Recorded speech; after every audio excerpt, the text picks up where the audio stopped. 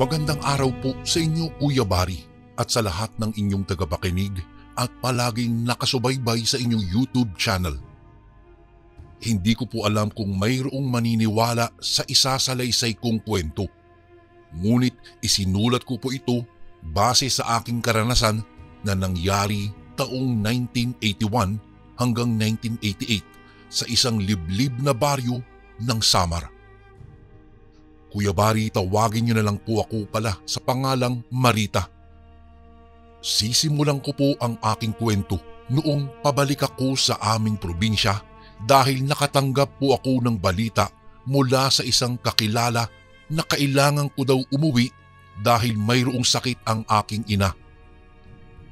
Siya raw ay nagkaroon ng malubhang sakit sa baga. Kaya maski labag sa kalooban ko ay kailangan ko siyang makita at pagbigyan ang kanyang hiling na ako po ay umuwi. Dahil hindi ko mapapatawad ang sarili ko kapag kami mangyari sa kanyang masama. Ayaw kong maulit kasi yung pagkamatay ng aking lolo na di ko man lang siya nasilayan maski sa kanyang huling sandali. Gustuhin ko man ay di ko magawa dahil sa takot ko sa aking ama. Ang pangalan niya po ay Ricardo, isang tanyag na albularyo na kayang-kayang gumapi ng mga masasamang elemento ng kalikasan at kaya rin niyang magpagaling ng iba't ibang karamdaman. Tagapamahagi rin siya ng mga anting-anting, tagasuob at nagsasagawa ng santigwar o isang uri ng pagtatawas upang malaman ang iba't ibang sanhi ng mga bagay at upang magamot ng wasto ang alinmang karamdaman. Ngunit isa sa masaklap na pinagdadaanan ng isang albularyo, gaano man sila kahusay, ay hindi nila kayang pagalingin ang sinuman sa kanilang mga kamag-anak. Walang bisa po sa amin ang kanyang galing sa panggagamot. Maraming oras ang ginugol ko sa biyahe bago marating ang munti naming baryo. Halos nag-aagaw na ang dilim at liwanag nang umibis ako ng tricycle na aking sinasakyan. Nakita kong marami pa ring tao sa kalsada. May mga nagkukumpulang mga tao sa isang tindahan at nang makita ako ay agad silang nagbulungan, kasunod ay tawanan. Pakiramdam ko po noon ay gusto kong manliit habang nilalampasan ko ang mga taong iyon. Binilisan ko na lamang ang paglalakad ko dahil mayroon pa akong 30 minuto na lalakarin para makauwi sa amin. Nagmamadali na ako dahil alam kong delikado ang maabutan ng dilim sa daan. Dahil mga nagtataasang puno at madawag na paligid ang naabutan ko sa paanan ng bundok. Bagamat may trail o maliit na daan pataas, ay medyo nakakabahala din ang mga damo sa paligid nito. Para kasing anumang oras ay may hahablot o di naman kaya ay may mabangis na hayop na bigla na lamang lilitaw. Takot din ako sa ahas, Kuya Bari.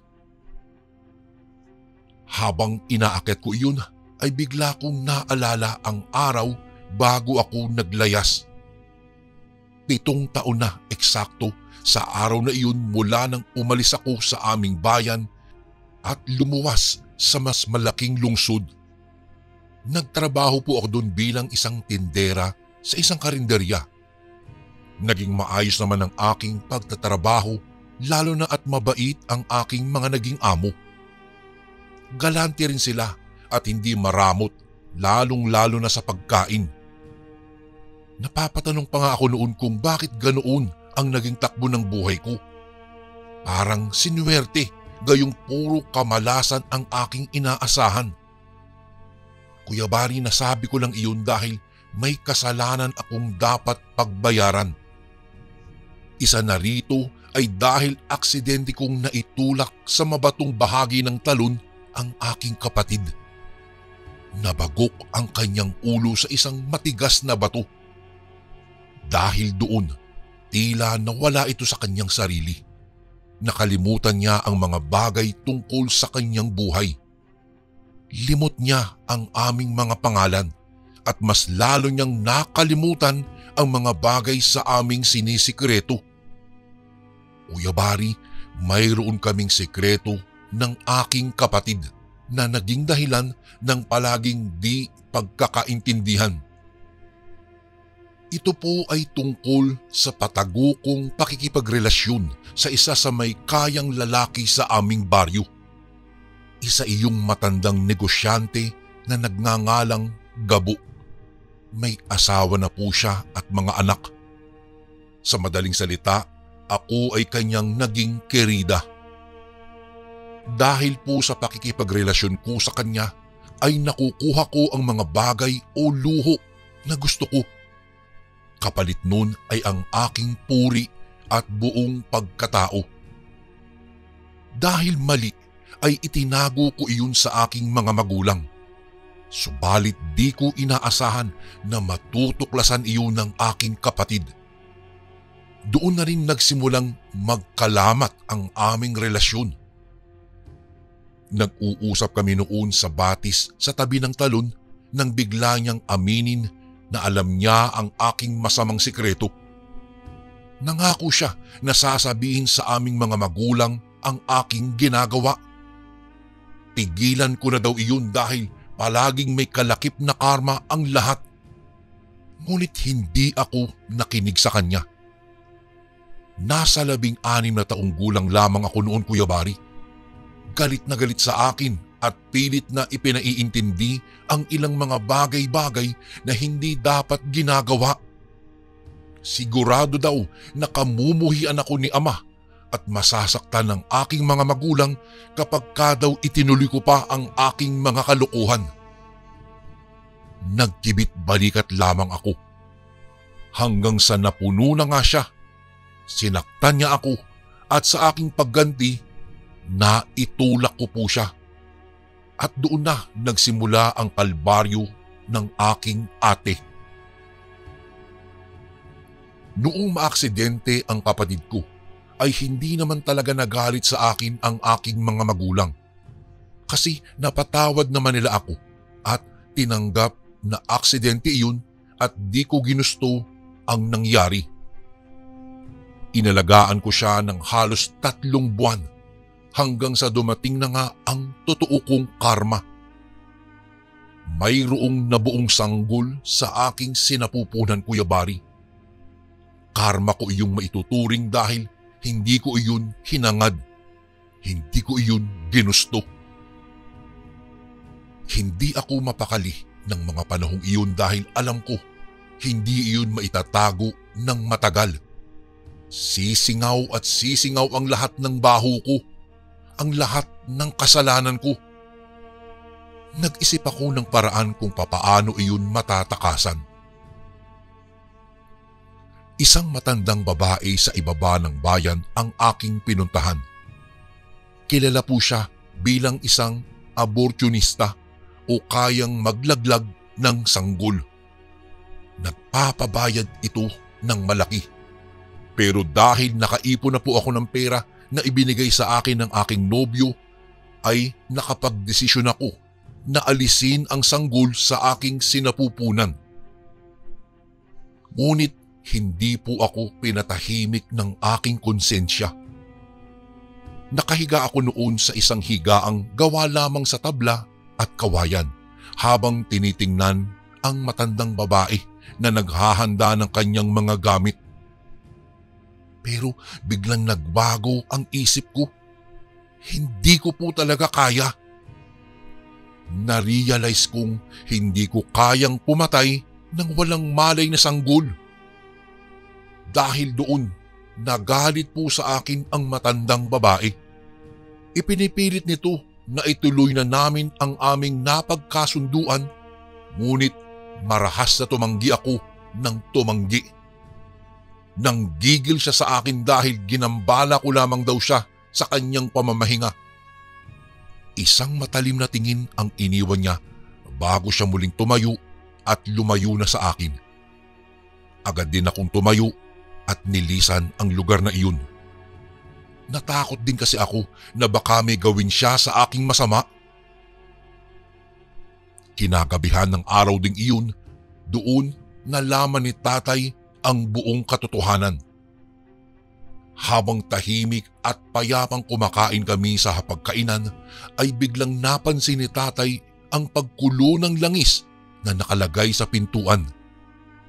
Nabanggit niya na mayroon daw umaaligid-aligid na aswang.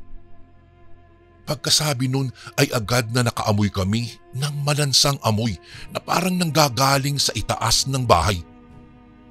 Mayroong kumakaluskus doon at tila marahan niyang sinusubukan na tanggalin o sirain ang bubong naming gawa lamang sa pawid. Agad namang kinuha ni tatay ang buntot pagi na palaging nakaabang sa may pintuan. Agad siyang nagsisigaw at pinagmumura ang pinaghihinalaang naming aswang. Nang biglang nanahimik po ang paligid. Ngunit ang katahimikan ay isang malalang banta na di dapat baliwalain. Alam namin iyon nila nanay at tatay. Nag-alala noon ang aking lolo dahil sa panggagambala sa amin ng aswang na iyon, pero sinigurado ng aking tatay na magiging maayos din ang lahat. Nagsagawa siya ng ritual ng proteksyon para sa aming tahanan. Ngunit hindi pa rin tumigil ang aswang na iyon. Bumabalik-balik pa rin siya. Bagamat hindi siya makalapit sa aming kubo, ay nakakairita pa rin ang ginagawa niyang pag-iingay. Siguro po'y mga 4 na gabi niya yung ginawa. Hanggang sa huling gabi, malakas ang naging pagtahol ng alaga naming aso. Yung alulong niya ay parang tunog na may kinatatakutan. Para po siyang umiiyak na hindi ko maintindihan. Lumabas si tatay para tignan kung mayroong tao, ngunit wala naman. Ang nakita namin ni tatay ay si Bantay na tumatahol-tahol pa rin at umaalulong habang ito'y paatras. Nag-squat ang tatay ko at sinilip niya sa pagitan ng kanyang mga hita ang direksyong tinitignan ng aso. At doon niya malinaw na nakita ang buong katotohanan. Isang matandang babae na nakasuot ng itim na bestida at bandanang nakaterno sa kanyang suot na damit. Kilala ni tatay iyon. Tinawag niya iyong salot.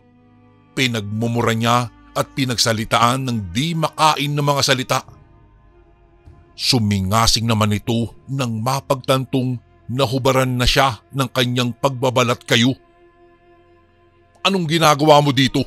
Ba't ka ba pabalik-balik? Gusto mo bang parusahan kita? Binanggit niya ang pangalan ng aswang. Nanlaki ang aking mga mata, Kuya Bari, nang marinig po iyon. Ang aswang na pabalik-balik sa aming tahanan ay walang iba kung hindi ang matandang aborsyonista. Dahil doon, sinakop ako ng matinding kaba. Nanginig ako ng bahagya at nanlalamig ang aking pakiramdam, gayong pinagpapawisan naman ako ng malapot. Inabutan ako ng isang basong tubig kaagad ni Lolo. Nag-alala siya nang makita ako na parang tuliro at namumutla na. Nag-alala rin ako dahil baka ibuking ako ng matandang iyon. Uulitin ko, ano ang binabalik-balikan mo dito sa aking bahay? Tumagilid ang kanyang ulo at bumaling ang tingin niya sa akin. Ang kanang kamay ay nakaturo sa direksyon ko. Ngumisi ito at tila sadyang ipinakita ang matatalas niyang mga ngipin. Biglang humaba rin ang kanyang dila at tila tinutumbok ang aking tiyan. Naglaway siya at tila takam na nakakain. Iwinasiwas kaagad ni tatay ang hawak niyang latigo. Napaatras ang matandang aswang. Dumayas ka dito! Malakas na sigaw ni tatay sa aswang na iyon. Agad naman itong umalis nang makita na seryoso na ang tatay ko na lalabanan siya at papatayin. Pagkaalis ng aswang ay pinapasok kaagad ako ng aking ama sa loob ng aking kwarto. Kakausapin lang daw niya ako ng masinsinan. At doon ko na nga inamin ang lahat. Isang lumalagatok at malakas sa sampal ang aking natamo sa aking ama. Iyak ng iyak naman ang nanay ko at pilit niyang pinipigilan ang marahas na pagpaparusa sa akin ng tatay ko. Nang mahimasmasan ng aking ama, agad niya akong tinanong kung bakit naisip kong ilapit ang problema sa isang aborsyonista. Hindi ako nakasagot. Ngunit pagkaraan ng ilang sandali, sinabi ko rin na nadala lamang ako ng aking takot. Humingi ako ng tawad sa kanila, pero hindi na niya ako kinausap mula ng araw na iyon. Matindi ang naging sama ng loob niya sa akin. Pagbaba ko ng baryo kinabukasan ay nakita ko ang napakaraming tao na nakatambay sa kalsada. Mayroon silang pinag-uusapan na sa tingin ko po ay seryoso. Lumapit ako at nakinig. Sumalakay daw ang isang aswang sa aming baryo at biniktima nito ang ilang mga hayop na alaga ng mga residente. May nakakita raw sa malaking asong kulay itim na gumagala ng gabi. Agad ko namang naisip na baka yung matandang aswang ang nakita nilang iyon. Dahil hindi ito nagtagumpay sa masamang balak niya sa akin, ay marahil sa mga hayop na lang niya nairaos ang pagkagutom sa laman at dugo. Samantala, pagbalik ko po sa bahay ay agad kong ikinuwento sa kanila ang tungkol sa umataking aswang sa aming baryo. Hindi ho kaya yung matanda ang may kagagawa nun? Tanong ko sa kanila, pero tahimik lamang ang aking ama. Hinarap ko siya at humingi muli ako ng dispensa, ngunit muli wala akong nakuhang sagot. Mabilis na kumalat ang usabing iyon sa aming baryo. Marami ang umakyat ng bundok at nagpunta sa bahay para humingi ng proteksyon. Pero walang pinagkalooban ng agimat ang tatay ko. Tinuruan lamang niya ang mga taong iyon ng ilang pamamaraan para maproteksyonan ang kani-kanilang mga tahanan laban sa gumagalang aswang.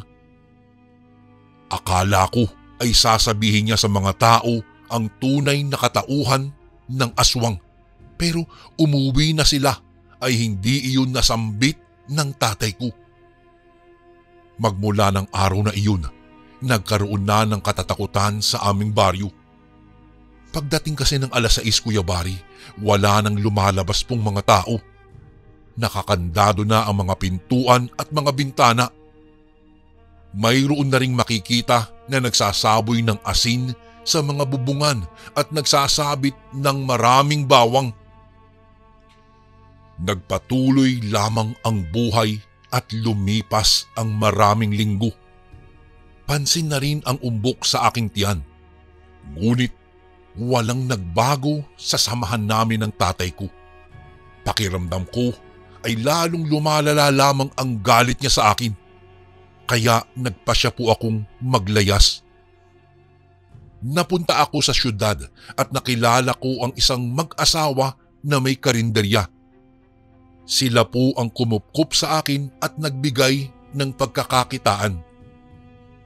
Doon ko na rin isinilang ang aking unang anak, Kuya Bari. Naging maselan po ang aking panganganak.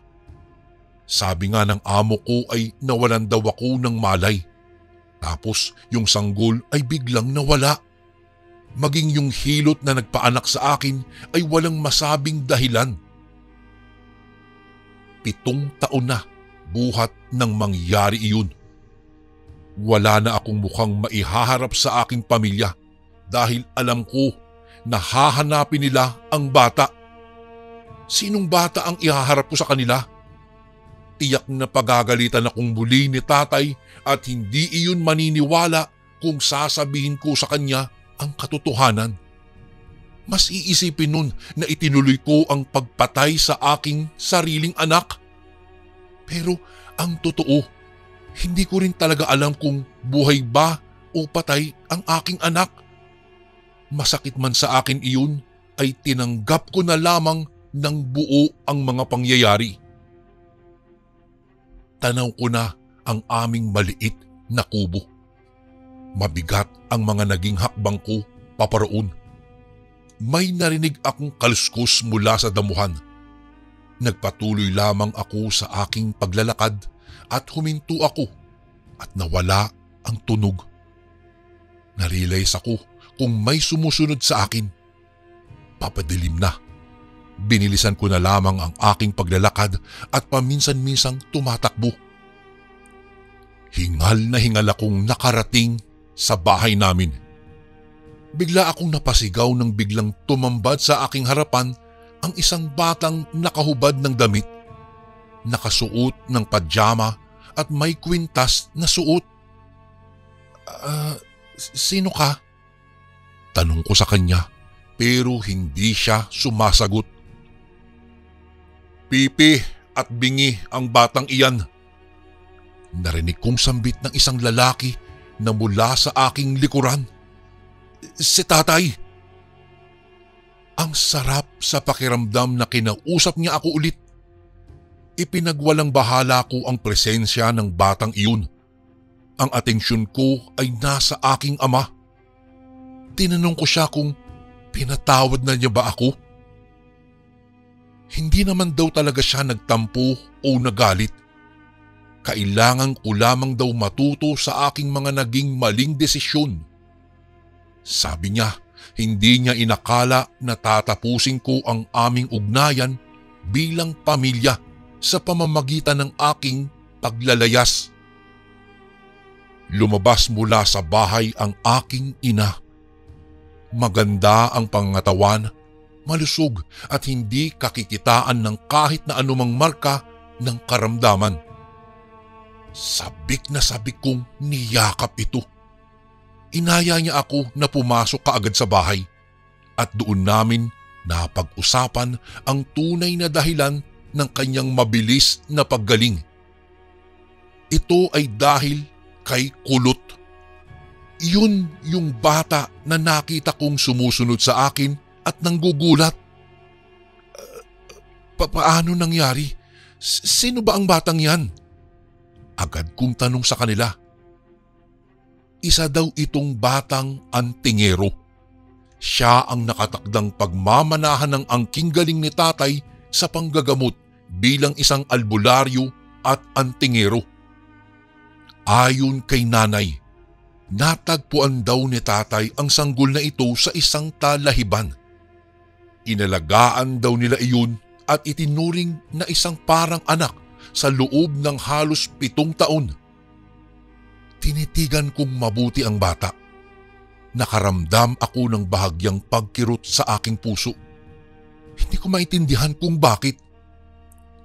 Ikinuwento naman sa akin ni nanay na bagamat may kapansanan ng batang iyon, ay mahusay ito pagdating sa panggagamot. Mabilis daw itong natuto kay tatay. Nagpasalamat ako ng marami sa batang iyon at tuwang-tuwa ako sa kanya. Isang biyaya ang pagdating niya sa aming pamilya. Dahil kung hindi man kami kayang pagalingin ng aming ama, mayroon lang gagawa. Hindi man namin siya kaano-ano, kaya pwedeng-pwede niya kaming gamutin sa abot ng kanyang makakaya. Napansin ko ang suot-suot niyang kwintas. Mayroong palamuti iyon na nakakabit. Alam kong mutya iyon pero hindi ko alam kung ano.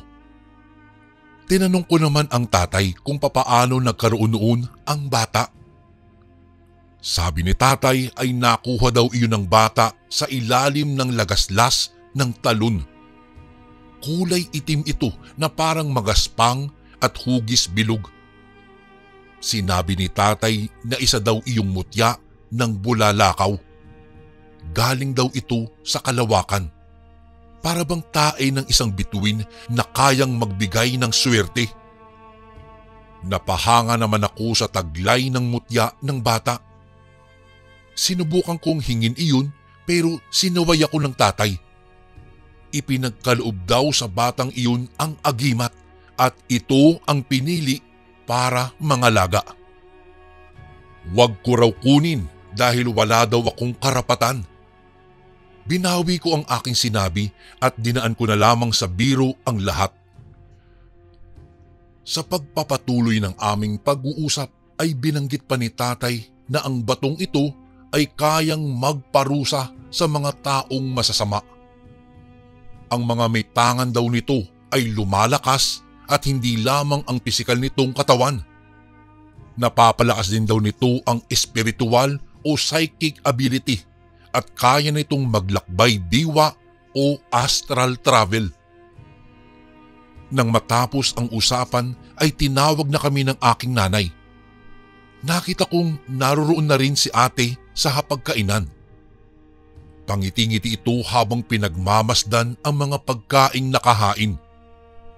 Isang masaganang pagkain ang naghihintay sa aming mesa. Samantala, hindi pa man nagiinit ang pag-upo ko sa upuan ay may narinig akong huni ng isang wakwak. Mahina iyon at doon ako mas nabahala. Alam kasi namin na kapag mayroong ganong klase ng tunog ay mayroon na namang umaaligid-aligid na aswang sa aming paligid. Tiningnan nila ako. Agad ko namang sinabi na hindi ako buntis. Agad namang isinirado ni tatay ang mga pintuan at bintana. Hanggang sa nakarinig kami ng tunog na parang mayroong hayop na nagkukutkot ng lupa doon sa labas. Agad namang kinuha ni tatay ang kanyang buntot pagi. Dahil hindi na siya makatiis sa panggagambala ng aswang na iyon, ay agad siyang lumabas at hinamon ang aswang. Muling umalingasaw ang napakabahong amoy na parang pinaghalo-halong ipot ng manok na nabubulok. Naiwan kaming magkakayakap ni nanay sa tabi ng bukas na pintuan.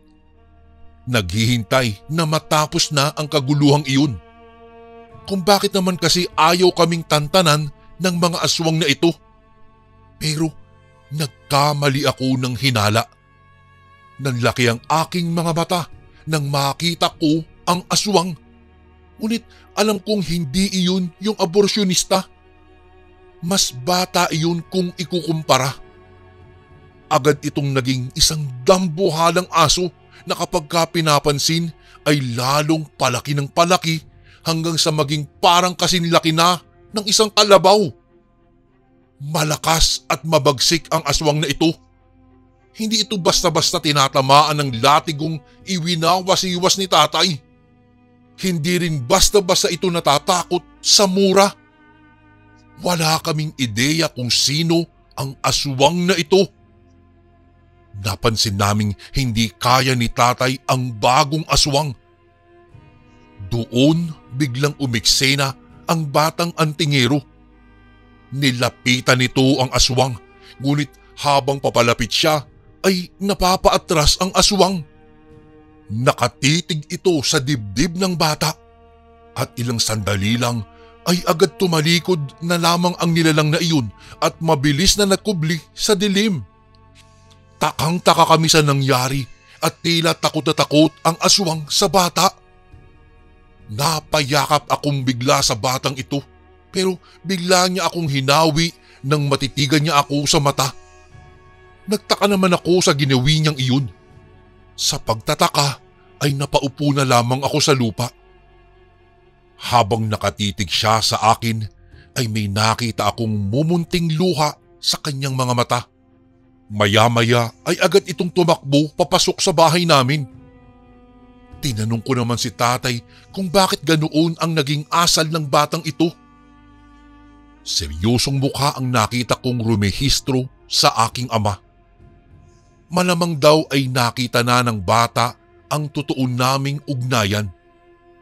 Panahon na rin daw para malaman ko ang katotohanan. Inipon kami ni tatay sa sala at doon niya ipinagtapat ang lahat-lahat. Sinundan pala niya ako ng palihim noon. Iyong pagkakatagpo namin ng aking mga amo ay hindi pala nagkataon. Mga kamag-anak pala iyon ni tatay. Kinausap niya ang mga ito at ibinilin daw ako sa kanila. Pero hindi iyon ang mas nakakagulat na revelasyon. Hindi nawawala ang aking anak. Inamin niya sa akin na nung manganak daw ako, siya ang kumuha ng sanggol. Yung batang antingero, siya pala ang anak ko. Naguguluhan ako sa mga katotohanang sinasabi nila. Hindi iyon halos kayang tanggapin ng utak ko ng mga sandaling iyon. Pero nang gumana na ang puso ko bilang isang ina, nilapitan ko ang aking anak. Kuya Barry, humingi ako ng tawad. Saka ko siya niyakap ng napakahigpit. Ngunit hindi pa pala doon nagtatapos ang lahat. Isang realisasyon ang bigla kong naisip.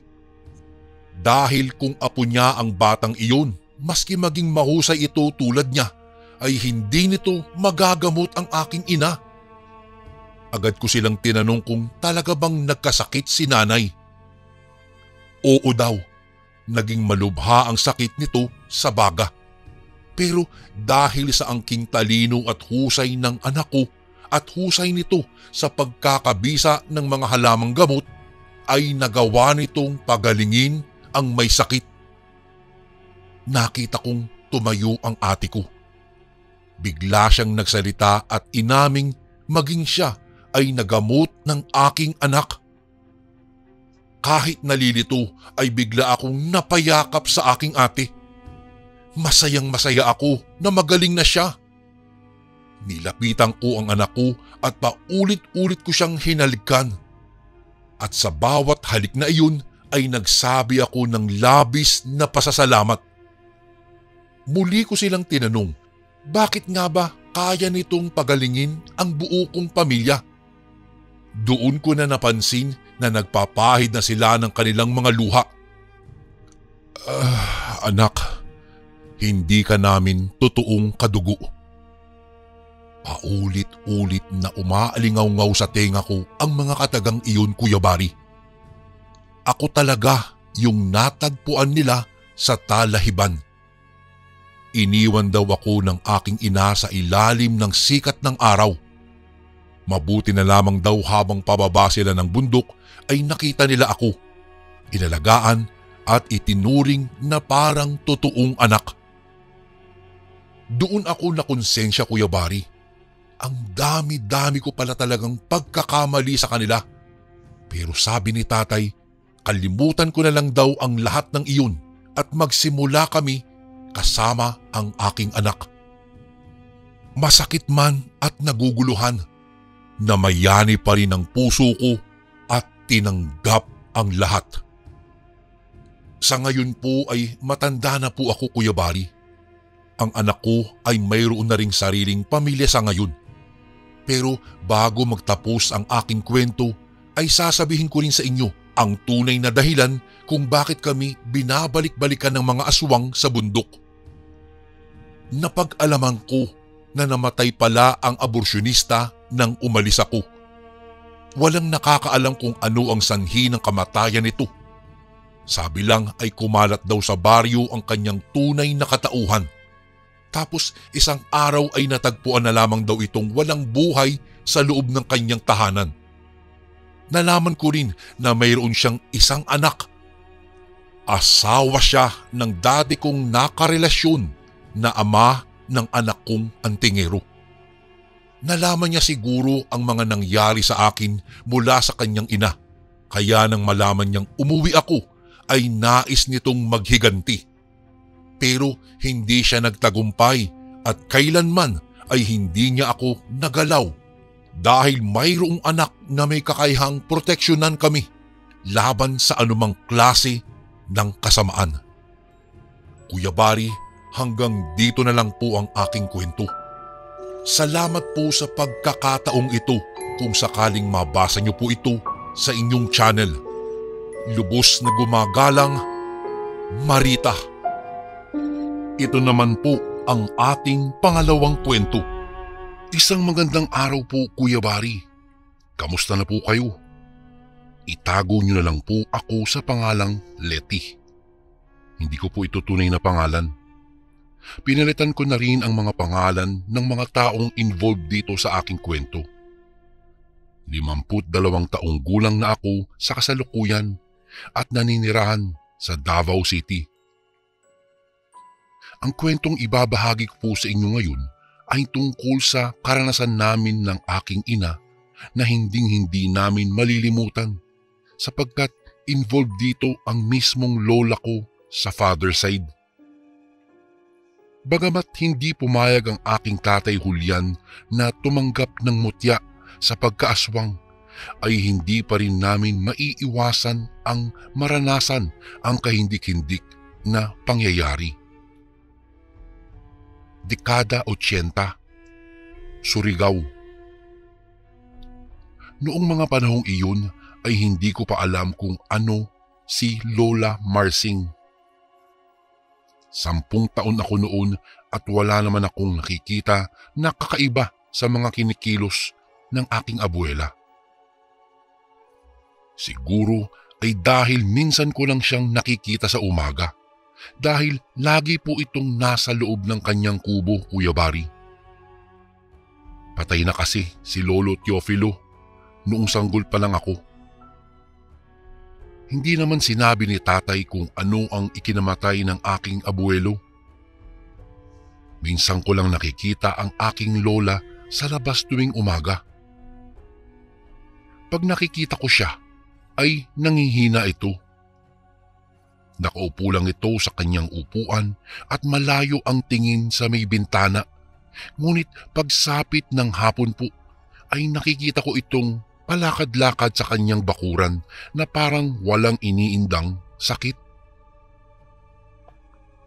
Gusto ko nga siyang lapitan kasi naaawa ako sa kanya dahil mag-isa lang siya sa kubo. Bagamat malapit lang ang kubo niya sa bahay namin, ay hindi ako pinapayagan ng aking mga magulang na lapitan siya sa hindi ko malamang dahilan.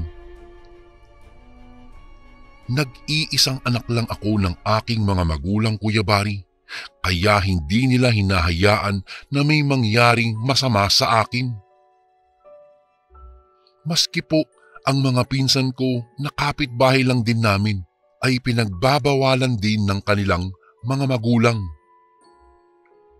Isang beses, noong umalis saglit sila nanay at tatay at iniwan nila ako sa aking tiya Marites, naglaro kami ng aking mga pinsan sa loob ng bahay. Habang naglalaro ay nakita ko po itong si Lola Marsing na nakaupo sa isang upuan sa labas ng kanyang bahay. Nakabukas lang kasi ang pintuan ng bahay kaya makikita namin ang labas.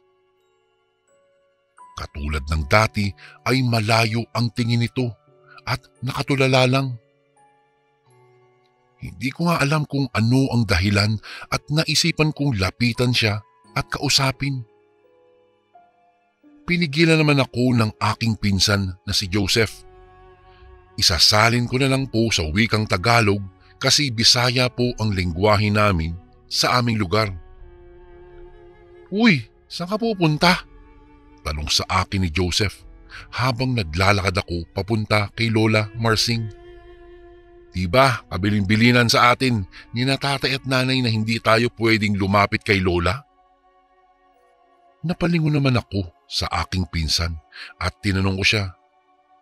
"Oo nga pero bakit naman?"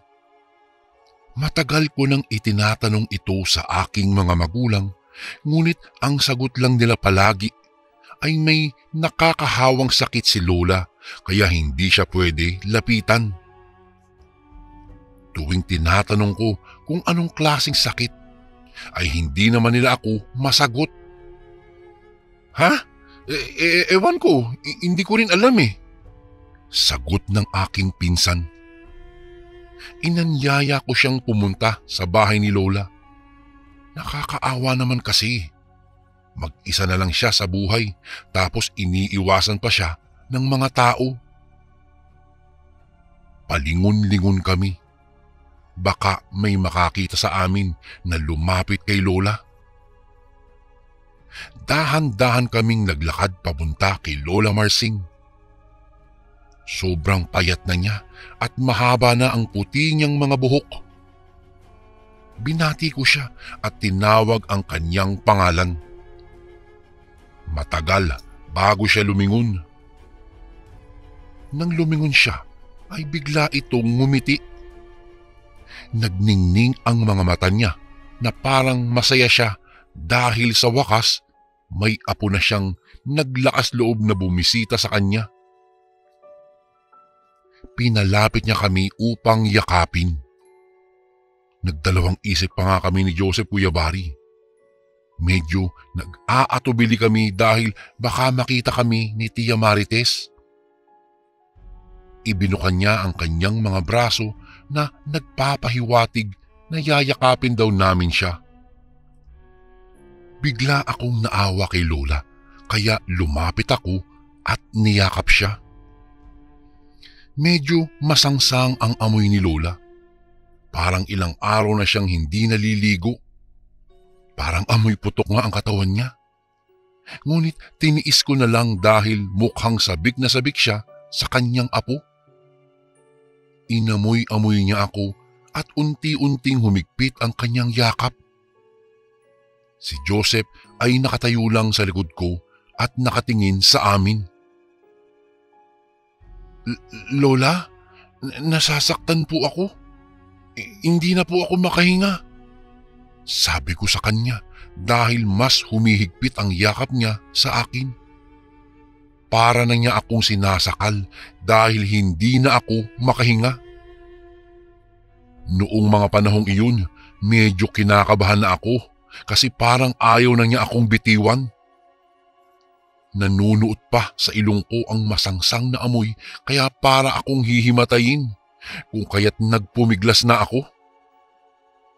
Nang tumulong na ang pinsan ko na makawala ako sa bisig niya, ay bigla na lang siyang natauhan. Binitiwan niya ako at bigla niya kaming itinaboy papalayo. Gusto pa sana namin siyang makausap kaso pumasok siya sa kanyang kubo at nagsara ng pintuan. Nagtaka kaming dalawa dahil sa wala kaming magawa ay napagpasyahan na lang namin na bumalik na sa loob ng bahay. Sakto namang nakapasok kami sa loob ay biglang bumungad sa amin si Tia Marites doon sa pintuan galing sa kusina. Nagulat kami kaya napatanong siya kung anong nangyayari sa amin.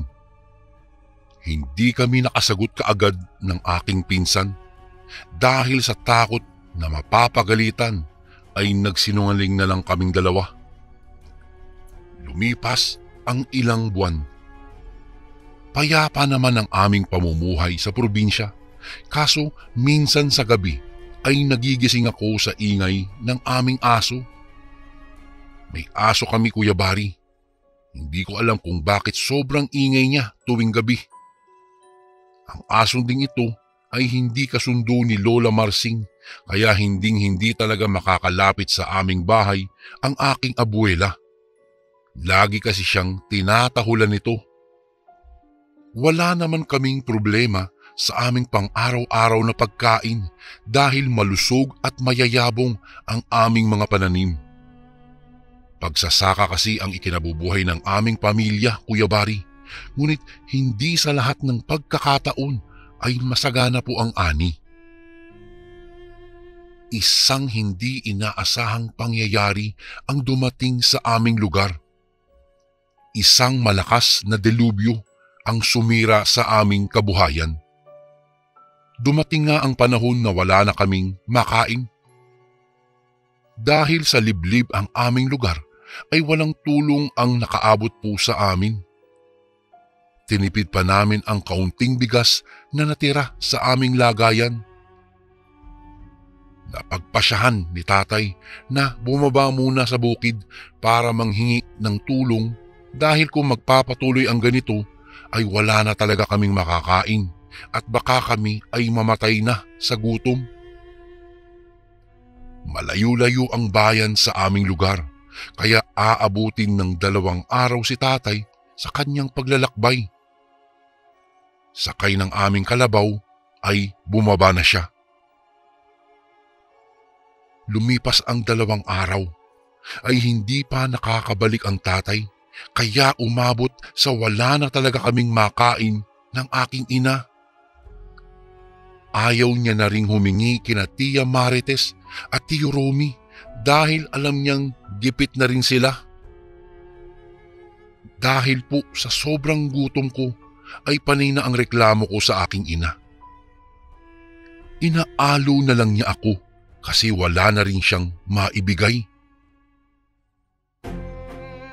Bago ko po ipagpatuloy ang kwentong ito ay may request sana ako sa iyo kasundo. Isang pindot lang ito kasundo sa subscribe button namin. Malaking tulong po ito sa amin kasundo upang mapagpatuloy pa namin ang mas marami pang magagandang kwento. Salamat sa pag-subscribe mo, bagong kasundo. Napagpasyahan ni nanay na pumunta sa kaibigan niya, mga ilang kilometro lang ang layo mula sa amin. Susubukan niyang manghingi ng kaunting pagkain kaya iniwan niya muna ako. Nakatingin lang ako sa kawalan habang sumasakit na ang aking sikmura. Habang nakatulala ako, Kuya Bari, sa may bintana ay naaninagan ko si Lola Marsing. Hapon na sa mga oras na iyon. Kumaway siya sa akin at sinisenyasan na lumapit sa kanya. Dahil sa hindi ako tumugon kaagad ay sinubukan niyang lumapit sa aming bakuran. Nang makita siya ni Bantay ay agad siyang tinahulan. Pinagalitan ko si Bantay dahil pilit itong kumakawala sa pagkakatali niya.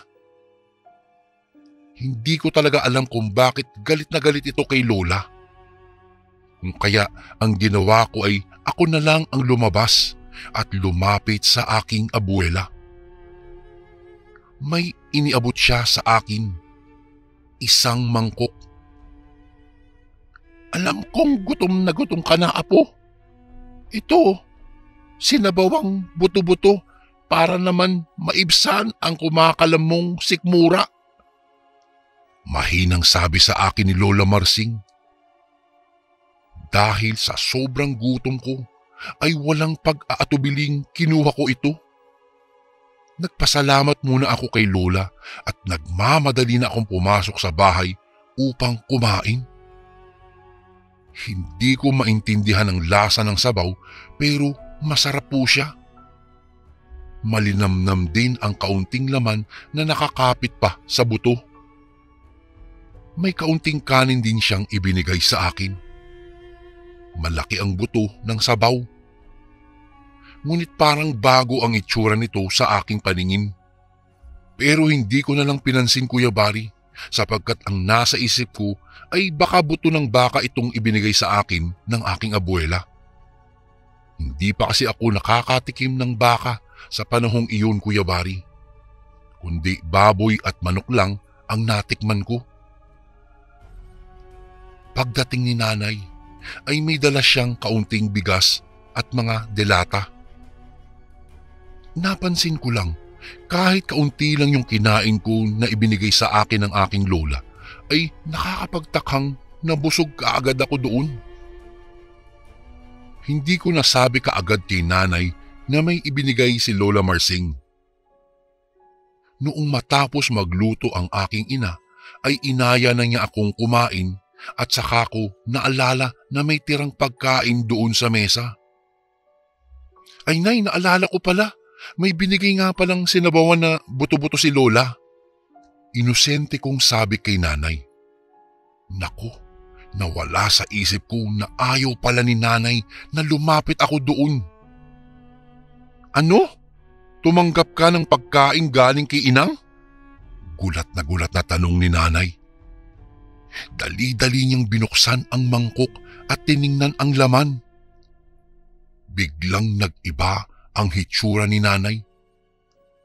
Galit na galit ito. Nilapitan niya ako at pilit niyang ipinasusuka sa akin ang kinain ko. Gulat na gulat ako sa ginawa ng aking ina. Dahil sa hindi ko maisuka ang kinain ko. Pinalo niya ako dahil sa katigasan daw ng ulo ko. Hindi ko talaga maintindihan noon, Kuya Bari, kung bakit galit na galit siya sa akin at bakit bigla siyang nagalit. Namamatay na nga kami sa gutom. Iyak ako ng iyak dahil sa nagulat ako sa ginawa niya. Naramdaman ko din ang sakit ng pagkakapalo niya sa akin. Dahil sa sobrang pag-iiyak ay hindi ko na malayang nakatulog na pala ako. Hindi ko alam kung anong oras na iyon nang magising ako dahil biglang sumakit ang tiyan ko. Parang hinahalukay ang mga lamang loob ko. Nagising si nanay dahil sa sobrang likot ko.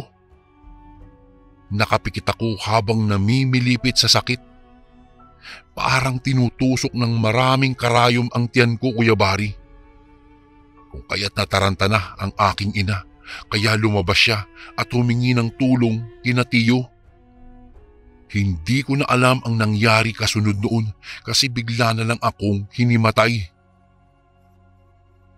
Ang kwento sa akin ng aking ina ay sinugod daw nila si Lola Marsing sa kubo nito. Kinalampag daw nila ang pintuan nito ngunit walang tumutugon. Umalis yata ang lola kaya pumasok sila nanay at tiyo doon. Hindi naman din nakasara ang pintuan kaya nakapasok sila kaagad. Grabe daw ang baho sa loob ng kubo nito. Nakakasulasok ang amoy na parang may nabubulok na patay. Dahan-dahan daw silang pumunta sa kusina at doon ay nanlaki ang kanilang mga mata. Hindi nila maiwasan ang masuka dahil kitang-kita nila ang isang putol na braso ng tao. May mga buto-buto na hiwa-hiwalay na nagkalat lang sa lamesa. Doon sa isang kaldero ay andoon ang sinabawang buto-buto na kagaya ng ibinigay ni Lola Marsing sa akin. Hindi nakayanan ni nanay at tiyo ang kanilang mga nakita sa loob ng bahay kaya dali-dali silang lumabas. Sakto naman na pauwi si Lola Marsing. Kitang-kita ng dalawang mata nila na hubot-hubad si Lola. Puno ng langis ang katawan nito. Malalim ang paghinga nito. Parang may hika sa lalim. Nakatitig ang mga nanlilisik na mga mata sa nanay ko. Naglalaway pa at buhaghag ang mahahabang buhok nito. Imbis na matakot si nanay, ay lakas loob niyang kinausap si Lola Marsing habang si Tiyo ay naglabas na ng kanyang bolo kung sakaling susugod daw si Lola. Opo, Kuya Bari, isang aswang ang aking Lola Marsing. Inang, bakit mo naman nagawa ito sa sarili mong apo? Namimilipit na sa sakit si Leti. Baka mamatay ang anak ko. Baka mamatay ang apo mo, Inang. Humihikbi na sabi ng aking ina. Nakatitig lang daw si Lola sa kanya habang dahan-dahan itong lumapit sa kanila. Sinisigawan daw ito ni nanay kung ano ang gagawin niya. Baka daw kasi mamatay ako. Nang marinig ito ni Lola ay natauhan ito bigla. Dali-dali itong pumasok sa kanyang kubo at nagsara ng pinto. Kinatok siya ni nanay at ni Tiyo. Nagwawala na si nanay at sigaw ng sigaw ito. Dahil sa hindi na talaga nagbukas ng pinto si Lola, ay napagpasyahan nilang bumalik sa bahay. Noong tatalikod na sana sila, ay biglang bumukas daw ang pintuan at biglang nagwika si Lola. Patawarin niyo ako. Hindi ko kasi nakayanan ang makita ang abo ko na nagugutom. Wika ng aking abuela sabay abot ng isang maliit na bote. Kunin mo ito anak. Ipainom mo ito kay Letty. Wala akong intensyon na masama sa inyong anak. Kahit nag-aatubili ang aking ina na tanggapin iyon, ay wala na siyang pagpipilian. Tinanggap niya ito, ngunit binantaan niya si Lola Marsing. Inay, pag may mangyaring masama sa anak ko, hindi ko kayo mapapatawad. Galit na sambit ng aking ina at saka umalis. Nagmamadali siyang umuwi. Pinabangon niya ako at pilit na pinainom ng kung anumang likidong nandun sa loob ng boteng iyon. Napakapait po at hindi ko na maintindihan ang lasa noon. Ngunit maya-maya lang, nagsuka ako ng nagsuka.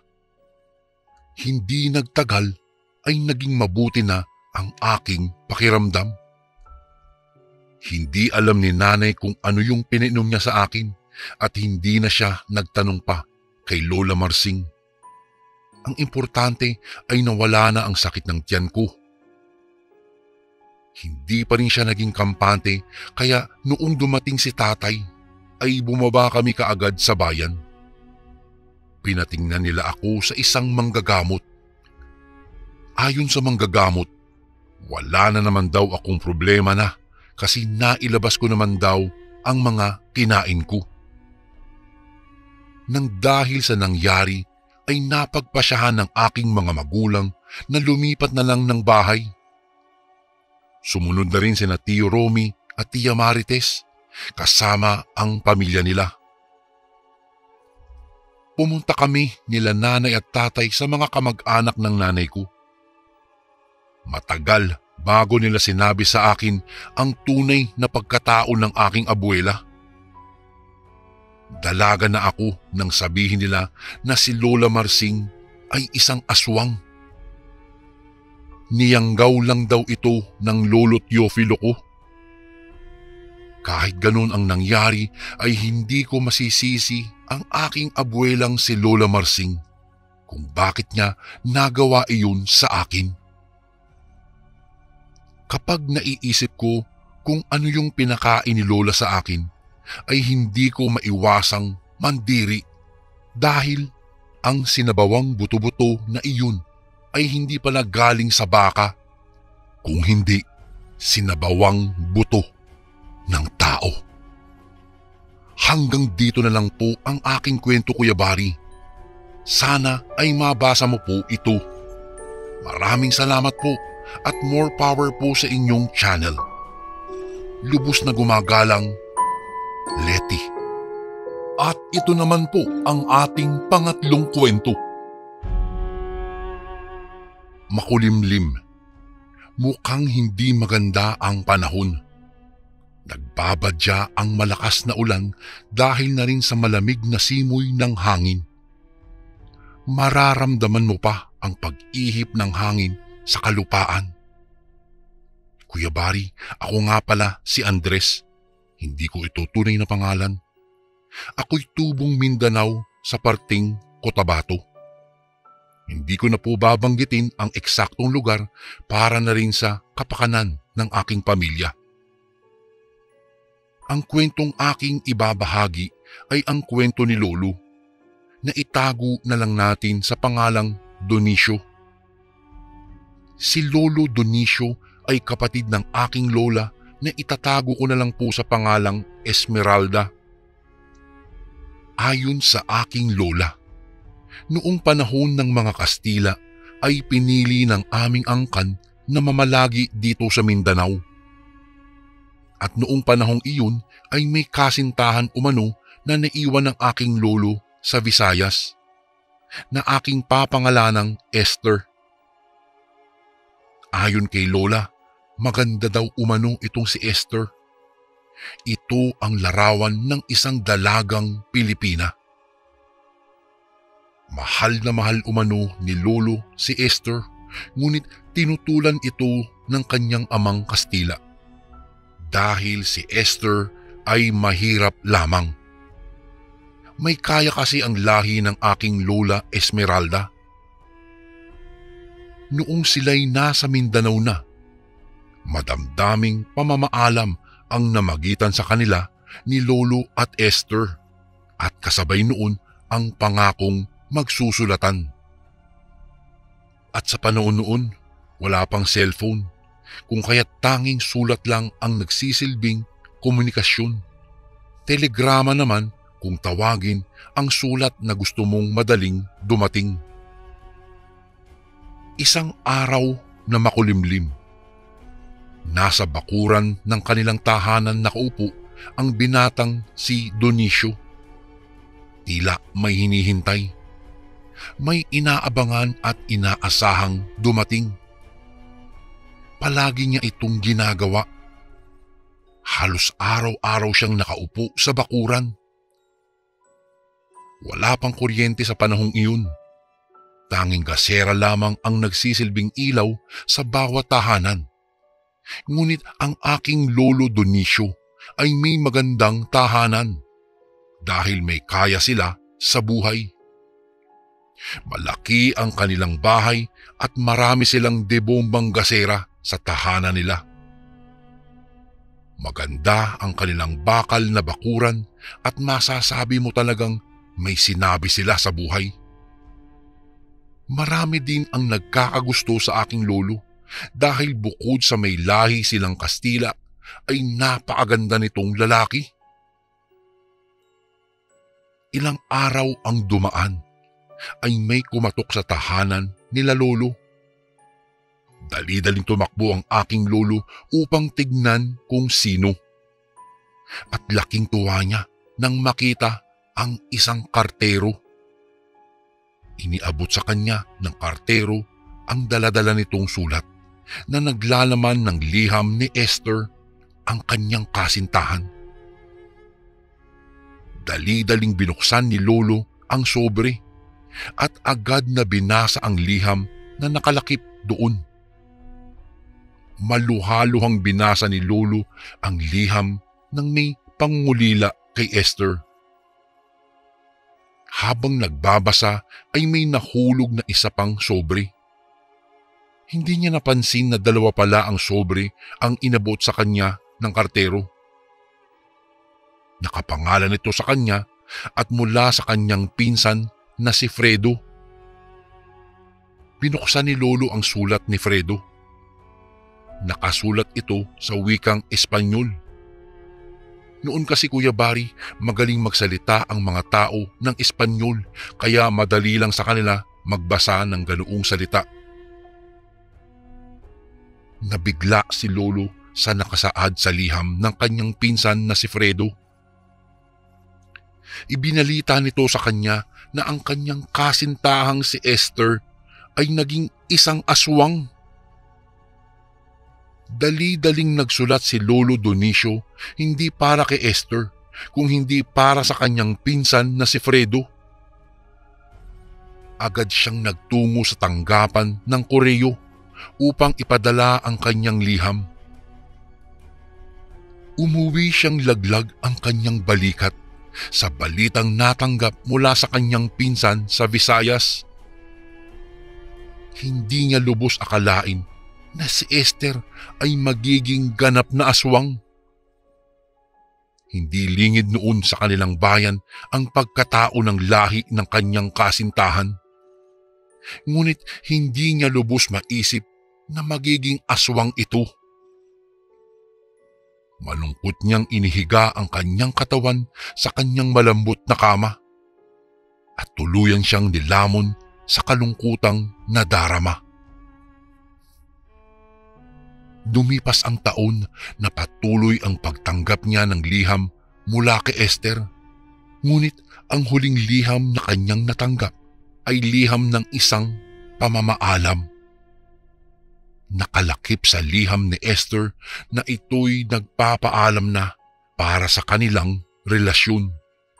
Dahil sa hindi na rin ito mahihintay ang kanyang walang kasiguraduhang pagbabalik.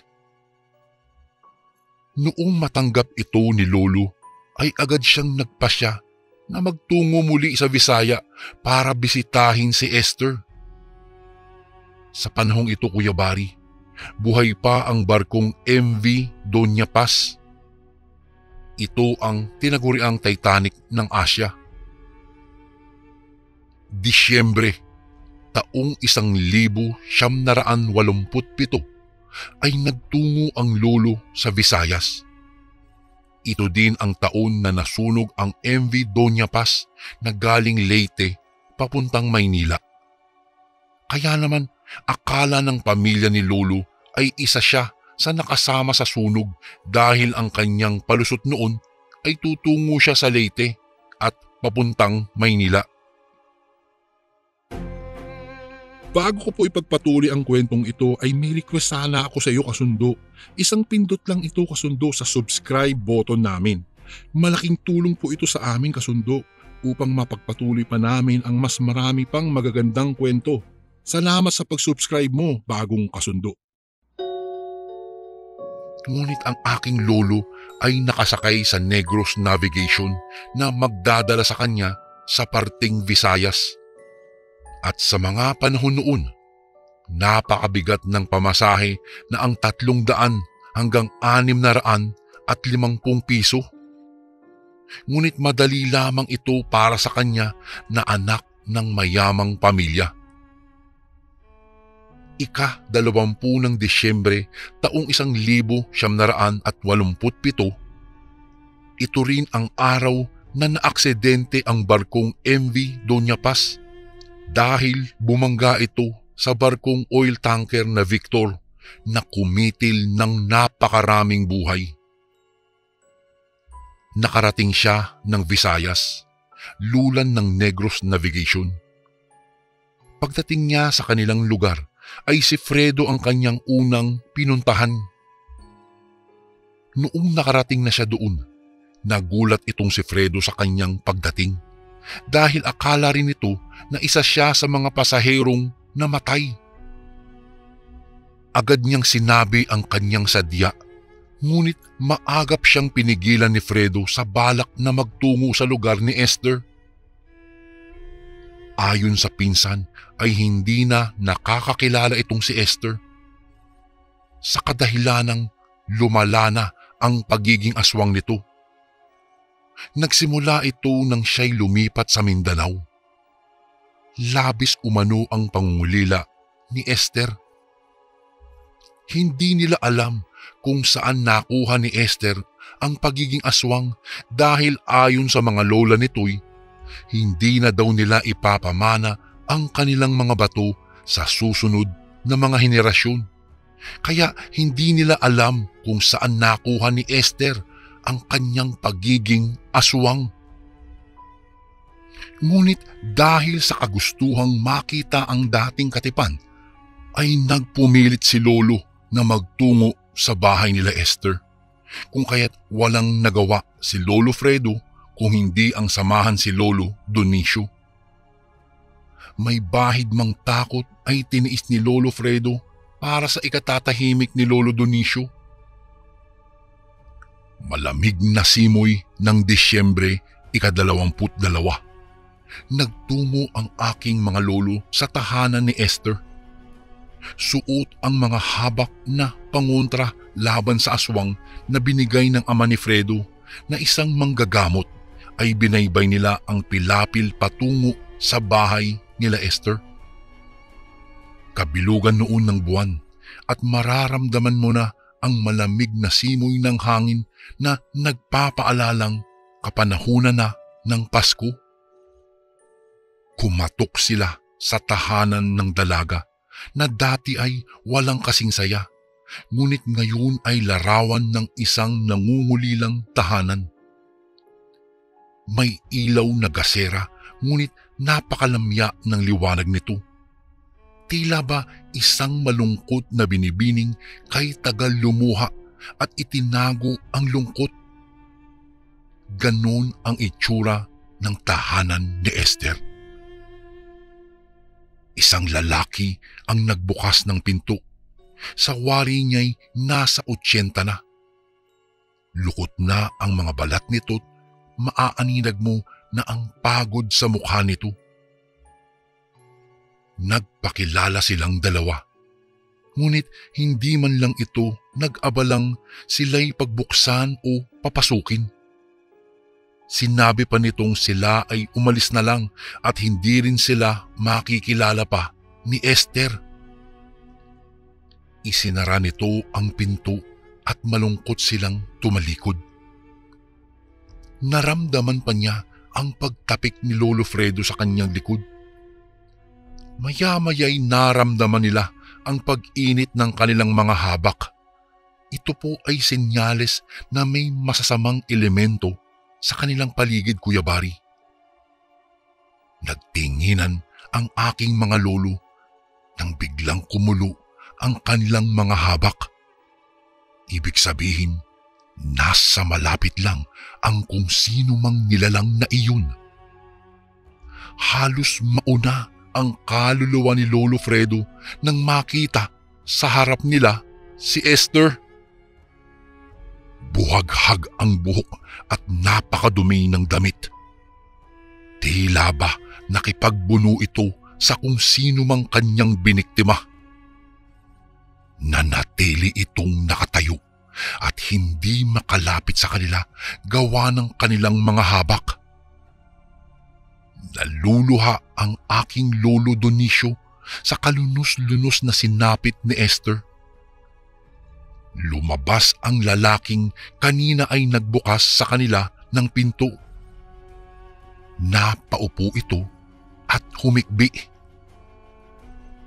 Noong makita ni Esther si Lolo Dionisio, ay nagbago ang kanyang anyo. Tumulo ang mga luha nito at umiiyak. Tatanggalin sana ni Lola ang kanyang habak para makalapit kay Esther, ngunit pinigilan ito ng kanyang nobya. Ang wika nito'y huwag tanggalin upang ligtas na makauwi si Lolo. Ang pagiging aswang ang tanging dahilan kung bakit nagpaalam itong si Esther sa kanyang huling liham. Dahil ayaw niya na mapahamak si Lolo Dionisio. Nakasaad din doon sa sulat na magpatuloy ito sa kanyang buhay. Isang madamdaming tagpo ang nasaksihan ni Lolo Fredo kung papaano sinabi ni Esther ang kanyang walang katumbas na pagmamahal kay Lolo Dionisio. Puno ng luha at dalamhati ang paghihiwalay ni Lolo at Esther. Bumalik ng Mindanao si Lolo Dionisio. Kasama nito si Lolo Fredo pagkatapos ng paghihiwalay nila ni Esther. Ika-29 ng Enero taong 1988, sa taong ito, ako ay ipinanganak, Kuya Bari. At ito rin ang araw at taon na ginugunita ang ika-40 diyas ng aking Lolo Dionisio na inaakala nilang nakasamang namatay sa Doña Paz na barko. Nagulat pa umano sila sa pagdating ng aking lolo dahil hindi nila inaasahang buhay pa ito. At ikinuwento ni Lolo Fredo ang lahat-lahat sa pamilya ni Lolo Dionisio. Lumipas pa ang mga taon na hindi na nag-asawa pa ang aking Lolo Dionisio. Magmula din noong mabalitaan niyang yumao na si Esther. Hiniling umano ng dalaga na siya'y patayin na lamang, kaysa naman siya ang makapatay dahil hindi na umano niya kayang kontrolin pa ang pagkatakam sa tao. Namayapa ang aking Lolo Dionisio sa taong 2004. Namatay siyang yakap-yakap ang mga sulat ng pag-ibig at pamamaalam nila ni Esther. Sa taon din yun, Kuya Bari, ako 16 na taong gulang na. Sa lamay ng lolo ko, naikwento lahat ng aking Lola Esmeralda ang bunsong kapatid ni Lolo, ang tungkol sa buhay at pag-ibig ni Lolo sa piling ng isang aswang. Hanggang dito na lang po ang aking kwento, Kuya Bari. Sana po'y mapili niyo pong basahin ito sa inyong channel. Salamat po ng marami and God bless po sa inyong channel. Lubos na gumagalang, Andres. And again, maraming salamat po mga kasundo. Don't forget to subscribe and i-click nyo lang po yung bell na button para updated po kayo sa mga upcoming videos namin na paparating. Maraming salamat po ulit. God bless and ingat po lagi dyan. Ito po si Kuya Bari at ako ang Sundo.